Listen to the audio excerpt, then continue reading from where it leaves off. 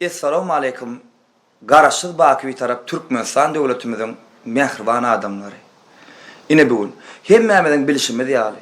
Hormatly arkadaşlarymyzyň şeýle ýaşlar üçin, ähli bagyş sadanlar üçin edýän atalyk aladalary bilen bir de mümkinçilikden peýdalanyp halipalarymyzyň, ustaz şahirlerimizin, ustaz sadanalarimizin goýup giden eserlerinden siziň bir aran öňüňe dinçermek üçin şeýle gowaýdynlardan ýollaýar. Dinleýän, diýinçe alan siz üçin mehriban adamlar.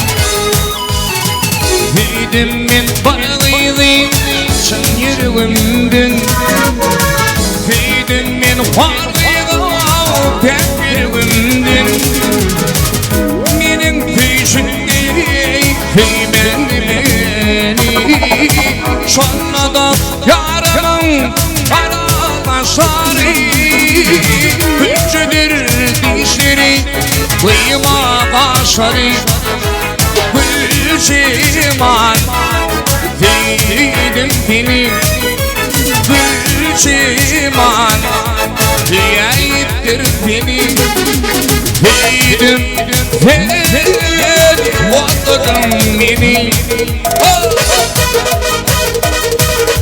Sağ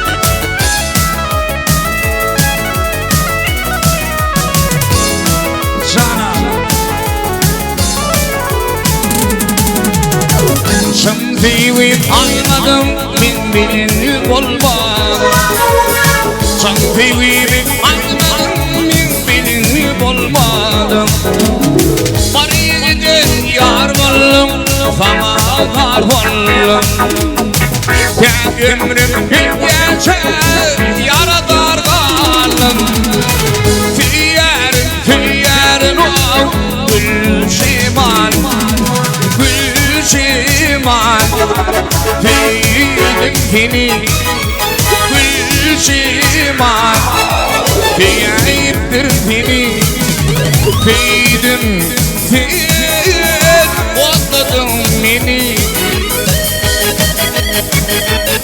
Sağ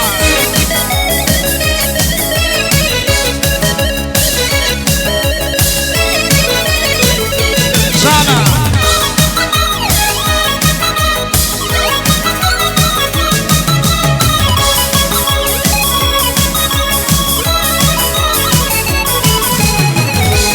Ayyar tamam yürekte parın Bamşi ayyar tamam yürekte parın Mintini dinledim fiyim olmadı Geceler günler telefin tekiri Fiyer o gülşiman Gülşiman Feydim beni Gülşiman Feyiptir beni Feydim Feydim Otladın